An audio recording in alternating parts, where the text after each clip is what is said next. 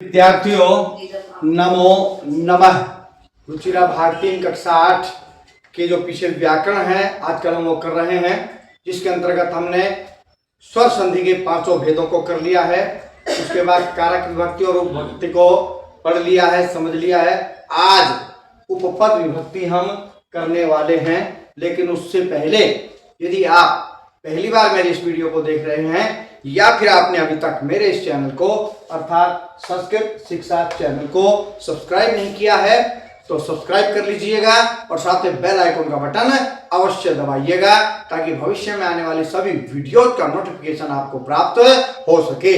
Video को पूरा देखिए, लाइक कीजिए, हाइप कीजिए और शेयर भी अवश्य कीजिएगा।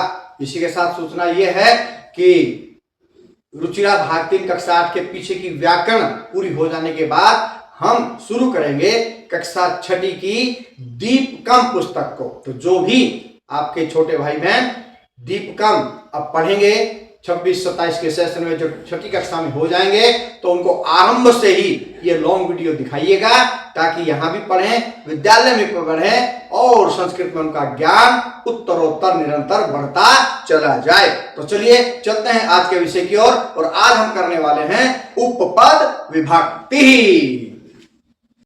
उपपद विभक्ति अर्थ बताया था कल मैंने, एक बार फिर से बता देता हूँ। किसी पद विशेष के कारण जब किसी विभक्ति का प्रयोग होता है उसे उपपद विभक्ति कहते हैं।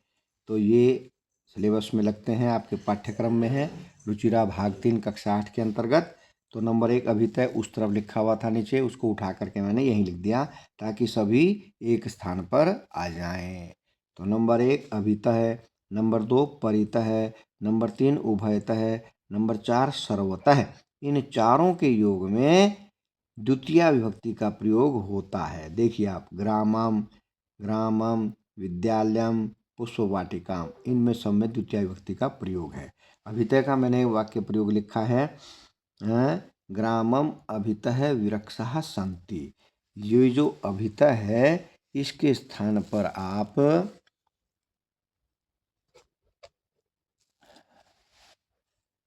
अभितः दिख रहा है ना आपको, अभितः के स्थान पर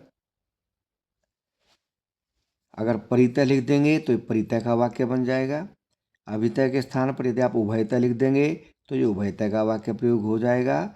यदि अभितः के स्थान पर आप सर्वतः लिख देंगे तो सर्वतः का वाक्य प्रयोग हो जाएगा। चलिए देखते हैं, अभितः आया है तो क्या लिखेंगे, ग्रामम अभितः विरक्षाः सन्ति। यदि परितः आया तो वाक्य प्रयोग क्या करेंगे, ग्रामम परितः विरक्षाः सन्ति। और यदि उभयतः आया तो वाक्य प्रयोग क्या करेंगे, ग्रामम उभयतः विरक्षाः सन्ति। सर्वतः आया है तो सर्वतः लिख देंगे अभितः के स्थान पर, ग्रामम सर्वतः विरक्षाः सन्ति। अर्थात एक वाक्य से आपने 4 वाक्यों की पूर्ति कर ली। या तो आप ऐसे करें या फिर जो यहाँ लिखे हुए हैं उनको भी कर सकते हैं, दोनों प्रकार से आपको बता दिया मैंने। तो एक तो अभितः के स्थान पर अभितः आएगा तो अभितः ही है, परितः आएगा तो परितः लिख लें, उभयतः आएगा तो उभयतः लिख लें, सर्वतः आएगा तो सर्वतः लिख लें, अन्यथा ये लिखे हुए हैं। अभितः का वाक्य प्रयोग, ग्रामम अभितः विरक्षाः सन्ति। परितः का प्रयोग, ग्रामम परितः उद्यानम अस्ति, उपवनम अस्ति। उभयतः का प्रयोग, विद्यालयम उभयतः पुष्पवाटिका। सर्वतः का प्रयोग, पुष्पवाटिकाम सर्वतः विरक्षाः सन्ति। पुष्पवाटिका के सभी ओर वृक्ष है। अभितः का अर्थ दोनों ओर, परितः का अर्थ चारों ओर, उभयतः का अर्थ दोनों ओर, सर्वतः का अर्थ है सभी ओर। अब ये देखिए आगे 4 फिर से वाक्य एक साथ हैं, सह साकम समम सार्धम। इनके लिए एक वाक्य लिखता हूँ, आप ऊपर वाले की तरह ये भी याद कर सकते हैं, नहीं तो इसमें लिखा हुआ वैसे याद करेंगे आप, ठीक है। तो चलिए लिखते हैं सह का प्रयोग, सीता रामेण सह गच्छति। ये मैंने किसका वाक्य लिखा जी, सह का। इसको अंडरलाइन करता हूँ मैं, जैसे अभी तय को किया, ये सह को कर दिया मैंने अंडरलाइन। सह का प्रयोग होगा तो यही वाक्य आएगा, सीता रामेण सह गच्छति। सबका अर्थ साथ है, साकम का अर्थ भी साथ, समम का अर्थ भी साथ, सार्धम का अर्थ भी साथ, सह का अर्थ भी साथ। सीता रामेण सह गच्छति, सीता राम जी के साथ जा रही है। अगर साकम आ जाए तो सह हटा दो, उसके स्थान पर लिख दो साकम। सीता रामेण साकम गच्छति। अगर आ जाए समम, सीता रामेण समम गच्छति। अगर आ जाए सार्धम, सीता रामेण सार्धम गच्छति। ठीक है जी, एक वाक्य, 4 वाक्य एक साथ हो गए। एक और एक 2 वाक्य याद करें, 4 ये याद हो गए, 4 ये हो गए, 8 तक के आपके 2 वाक्य याद करने से हो जाते हैं। अन्यथा आप जो यहाँ लिखा उससे भी कर सकते हैं। शशांकेण सह रोहिणी गृहम गच्छति। शशांक के साथ रोहिणी घर जा रही है। मया साकम त्वम गच्छसि, मेरे साथ तुम जा रहे हो। त्वया समम अहम गच्छामि, तुम्हारे साथ मैं जा रहा हूँ। प्रधानमंत्रिणा सार्धम मंत्रिणः अपि गतवन्तः, प्रधानमंत्री के साथ मंत्रीगण भी जा रहे हैं। अन्यथा ये एक वाक्य लिख दिया मैंने, सरल वाक्य एकदम। सीता रामेण सह गच्छति, सीता रामेण साकम गच्छति, सीता रामेण समम गच्छति, सीता रामेण सार्धम गच्छति। जो आपको सरल लगता है उस प्रकार से आप कर सकते हैं। चलिए चलते हैं नंबर 9 पर।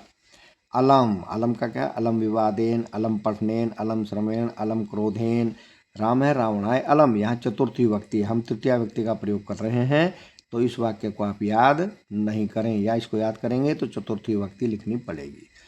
ये है द्वितीय विभक्ति के उदाहरण, और 5, 6, 7, 8 ये हैं तृतीय विभक्ति के, और अलम भी है तृतीय विभक्ति का उदाहरण अलम तक।